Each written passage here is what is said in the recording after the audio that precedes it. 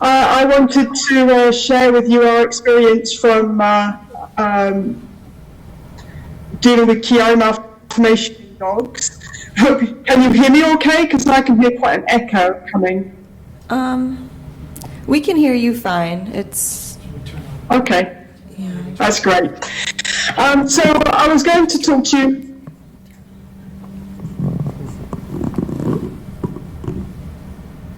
Interesting. This won't turn off.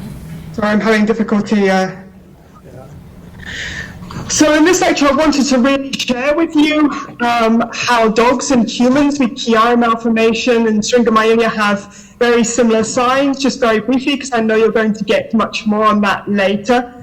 And also really try and inspire you that as a naturally occurring model of a human disease, these dogs represent an amazing resource for understanding disease and really all species benefit, and I wanted to share with you an update on our research. And so this is a Cavalier. This is a breed that has a very, very high prevalence of Chiari malformation and Syringomyelia. In fact, when you look at the population, over 95% of them have a degree of Chiari malformation, and at 5 years of age, 70% of them have a degree of Syringomyelia. Not all are symptomatic. Now, I know some of you are probably thinking, gosh, I've actually put the MRI scan in the wrong way round.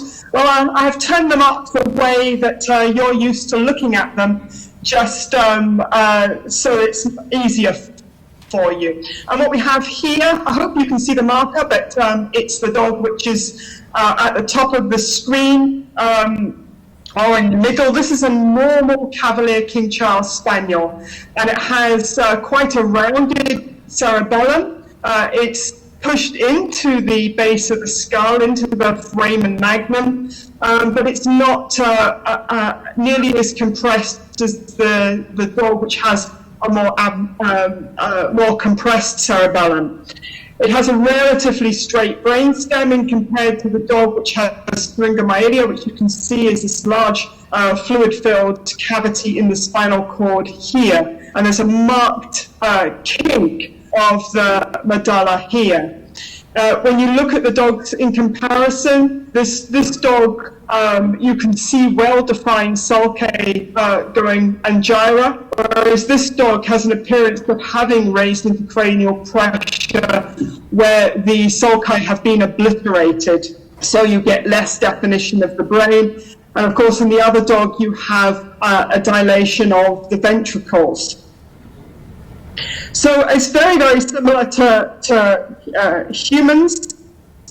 And you may be wondering why it is that these dogs exist, but it's actually the opposite. It's quite a campaign sometimes to get all breeders to screen for these dogs, so much so that in Britain we've had a campaign of humans who are affected by Chiari malformation trying to persuade the UK Kennel Club to take note. And this is part of the social media campaign shared with their permission that's really coming from the Anne Conroy Trust.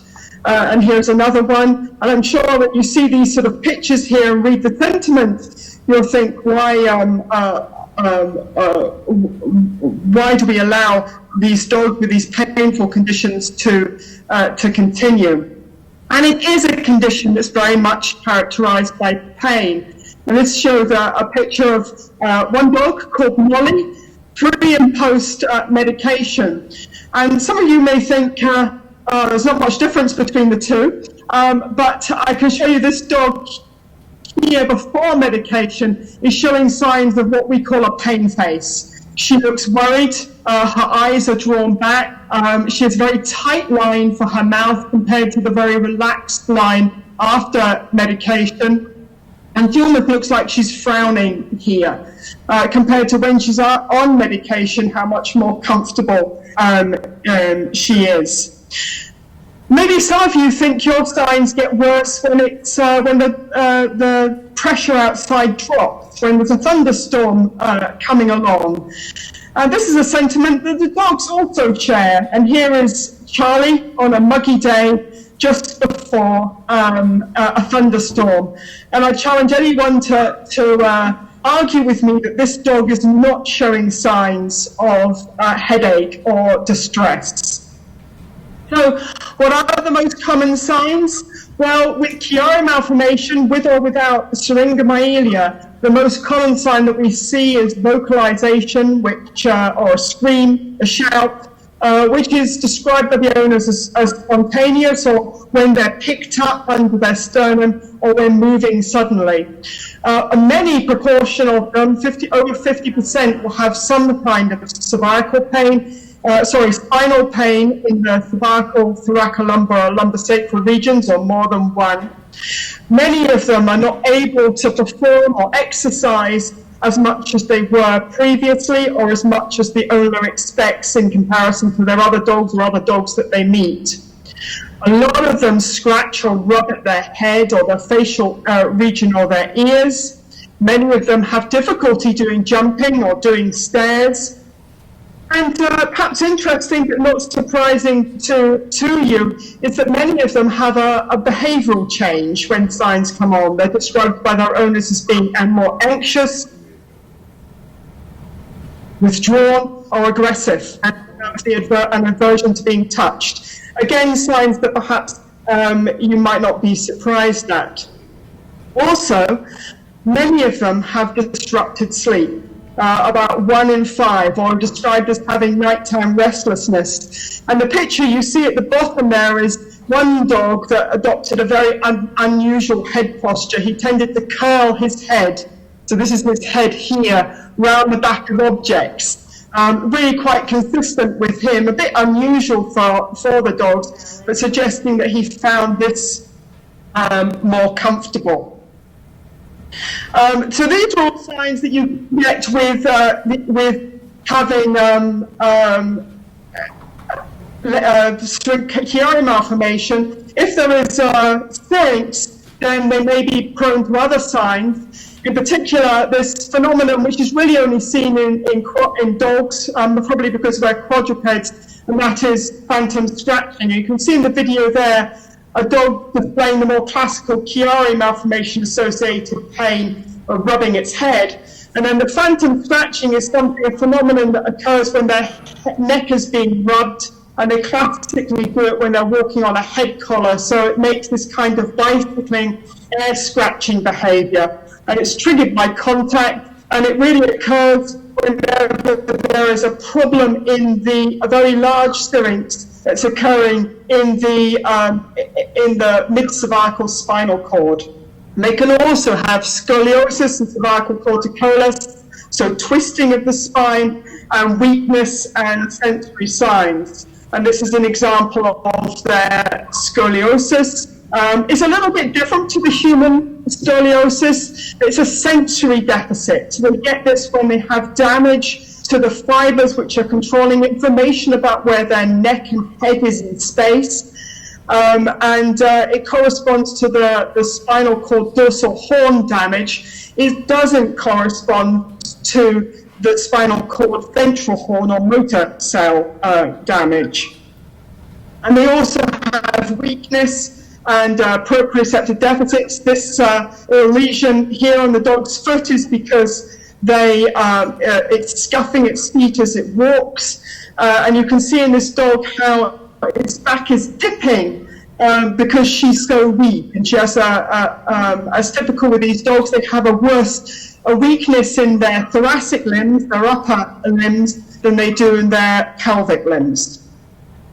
And so Chiari malformation in the dog is associated with brachycephaly, having a short head, from the Greek here. I wanted to make the point that there is confusion between when vets say brachycephaly and when we talk about brachycephalic humans. In brachycephalic humans, it's based on the cranial index, so basically it's the ratio of your head multiplied by the breadth of your head multiplied by 100 and divided by its maximum length. But in dogs, it's slightly different because this involves a reduction of the cranium, so the bit of the skull that contains the brain, and the facial bones. And so it's essentially where you have dogs that have been bred for more of a baby face appearance, losing the nose, so they have this nice central nose in between their eyes, a little bit like a baby with reduction of their mouth as well. And they have this sort of characteristic tipping back of the nose and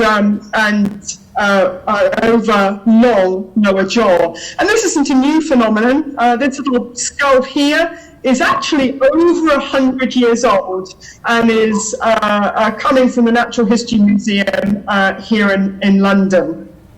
So these dogs, so basically what happens is their skull foreshortens, and what you're seeing on the video now is a dog which is a normal Griffon Bruxellois morphing into a dog that is affected.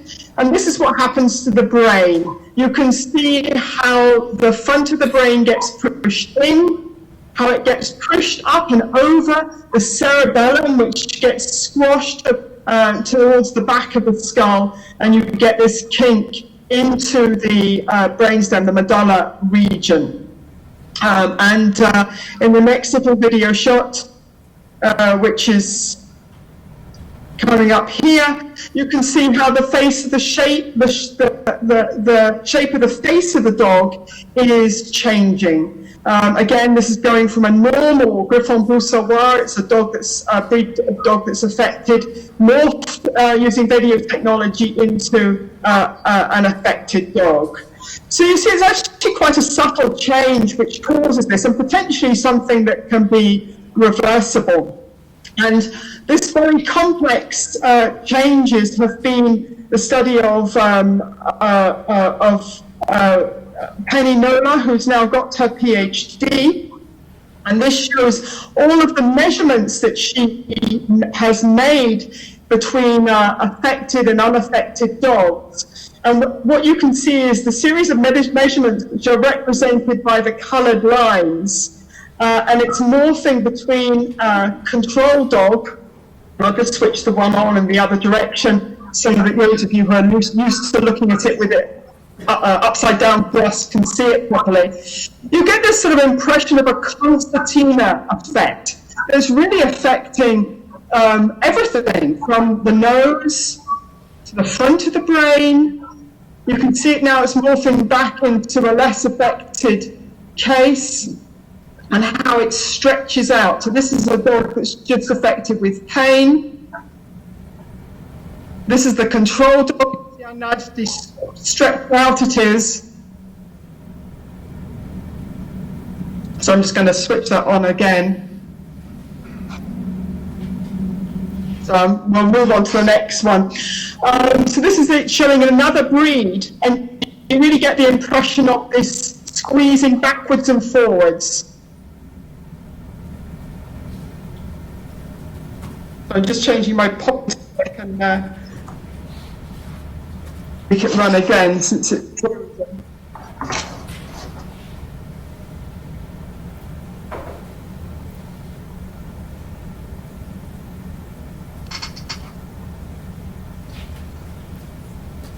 This is the dens here, and you can see how the dens is pushing up into the spinal cord. And you can see here how the bone is being squashed, that those two triangles, the blue being normal, then morphing into the red, are being pushed together, with the dens being represented in green. And then finally in a Chihuahua, Affenpinscher, you can see again how the dens is in green, and how the whole dog that is becoming abnormal is flexing the cervical spine, getting the kink in the medulla, and how the posterior fossa is really being compressed. But this is a whole brain change, whole skull changing from the nasal area right through to the craniocervical junction. So this is a very complex disorder. It's not just a cerebellar herniation, and this image here sort of highlights all of the different changes that we've documented so far. So you have flattening of the frontal lobe, the olfactory bulbs become reduced and ventrally rotated, the occipital lobes get pushed over the cerebellum, you get this kink in the medulla with the dens pushed up into the spinal cord, a reduced skull base, a flexure between the skull base and the cervical spinal cord, and then finally the cerebellum is pushed out into the foramen magnum area and compressed against the supraoccipital bone and the atlas, which is closer. So the real problem that we have here is that actually trying to tell the difference between a dog which is subtly affected and won't have clinical signs to a dog which will have clinical signs and, more importantly, pass on to their offspring is really difficult. It seems so simple at the beginning that just taking an MRI scan and showing the cerebellar herniation might diagnose it, but it's actually these dogs are closer to Chiari 0 than they are to Chiari type 1 malformation. And so our research at this time has been taking a machine learning technique. And this diagram represented that, and this is work not done by me, or at least it's only done by me in collaboration with engineers. And I really think this is how this disease is going to be solved, by an interdisciplinary collaboration. And so what you see with the red arrows is when the image, that is the affected dog, is being compared to a normal dog. So a dog which is recognized as not having Chiari malformation, but is still the affected breed. And when you see the arrows there, that is what has to happen to the MRI image to make it normal.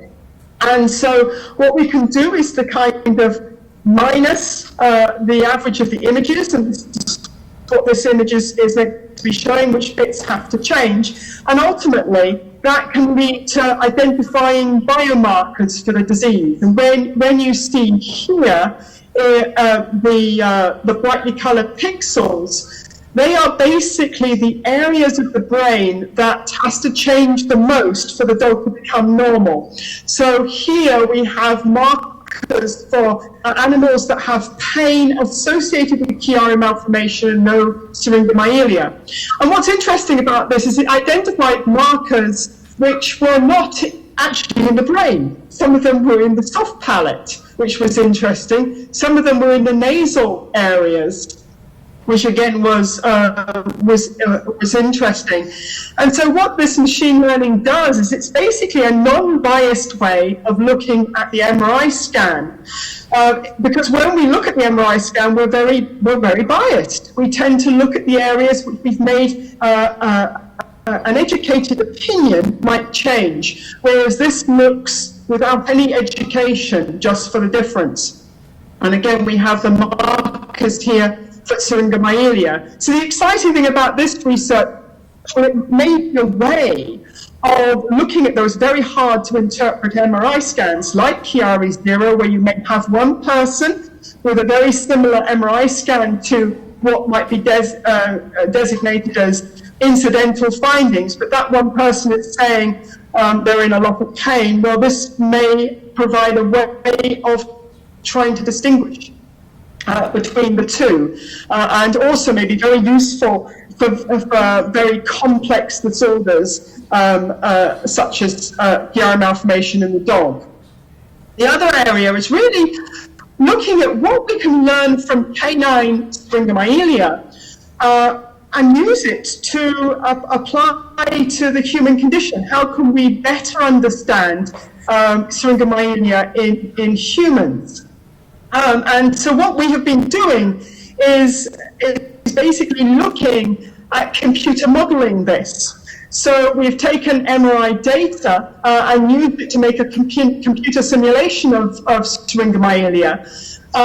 This is very computationally expensive, so these sort of programs take about 2 weeks to get the cardiac pulse. But already the results are quite interesting, because one of the phenomena which we've noticed for a long time in the dogs is that they tend to form syrinxes if you're a Cavalier King Charles Spaniel in this region, in the upper cervical spinal cord region, and in this region, in the cervical thoracic region, and here at the thoracolumbar region.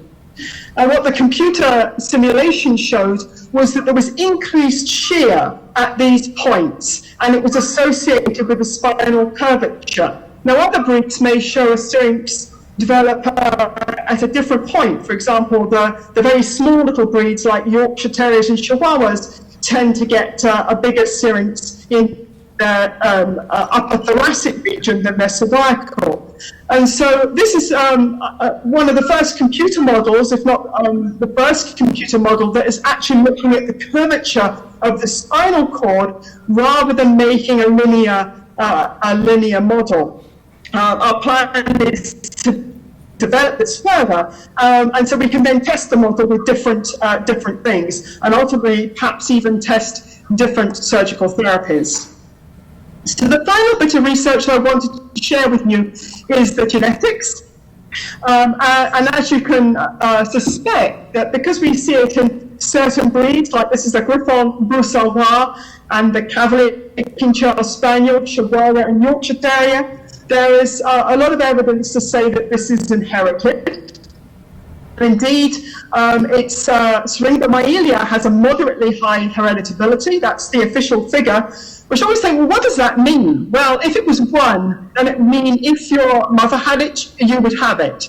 But basically what this means is it's a complex inheritance, and it involves more than one gene, and perhaps several genes at 2 or more loci that are adding up. And certainly our impressions from doing the morphometrics is that it's a case of A plus B plus C gives you Syringomyelia. Or perhaps you have A really severely, but you don't have much of B, and you've got a little bit of C, and that also gives Syringomyelia, which is why it's so very, very complex. We're not going to find one gene that is controlling this, but we may find some genes that have a lot of influence. And the expression is influenced by as yet unknown factors.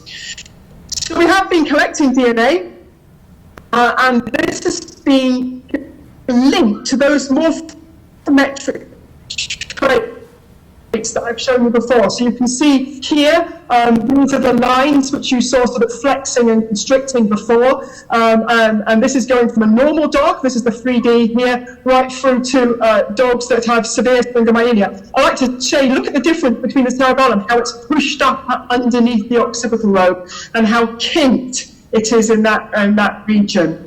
And so what we did was we collected blood from these dogs, and linked it to those traits, to those measurements. That's what's called a quantitative trait loci study, and that identified some novel genomic regions. It basically revealed 2 regions of the DNA associated with Chiari malformation in this breed, and in one of those areas there was a potential candidate gene, which is SAL1, and that's an ongoing story that I'd like to be able to share with you in a couple of years' time. SAL1 is involved with a development of many, many structures. This is a mouse embryo, and this is not work I did. You can see the authors here. But wherever it's stained black, that is where SAL1 is showing. So you can see it here in the hindbrain and in the forebrain here. And it is associated with a disease in humans, Townes-Brocks syndrome. And interestingly, when you look at patients that have this very rare disorder, some of them do have Chiari malformation, which makes it quite interesting. So we did the genetics of Chiari malformation in the Griffon Bruxellois because they have dogs that don't have Chiari malformation, so you can compare normal with abnormal. That's not the case with the Cavalier, they pretty much all have it. So we looked at the genetics of Syringomyelia in them. Again, very similar technique, and we compared the morphometrics. So in here, the blue is the normal, and these are angles and measurements and lines and circles, very, very complicated stuff. And the red is the abnormal. You can see how these are the very significant traits, how this point goes to there, and this. So I was talking to you about the genetics of Syringomyelia, and we did the same study where we looked at a lot of these traits, and also did another qualitative trait study, and we found 6 traits that were associated with Syringomyelia. We then found 2 loci on canine chromosome 22 and 26, and this was linked to the size of Syringomyelia and the shape of the skull. The strongest candidate was the CNS cell adhesion molecule. And interestingly, the other one was a molecule which is associated with expression of neuropathic pain, which kind of left the question is, was I actually selecting these dogs on the basis of their MRI phenotype, or were they presenting because they were more likely to be having pain and therefore more likely to be referred to me as a veterinary neurologist seeing these cases? And so I'd like to end on that point and say that we are one health, one medicine, maybe one syrinx. Our ultimate aim currently is to continue the genetic work, to continue to develop a computer model of Syringomyelia in dog and apply that to humans, and refine the machine learning technique in dogs and also apply that to humans. Thank you very much. I'd be happy to answer any questions if you're able to. All right, thank you very much, Dr. Rusbridge, for the very interesting presentation.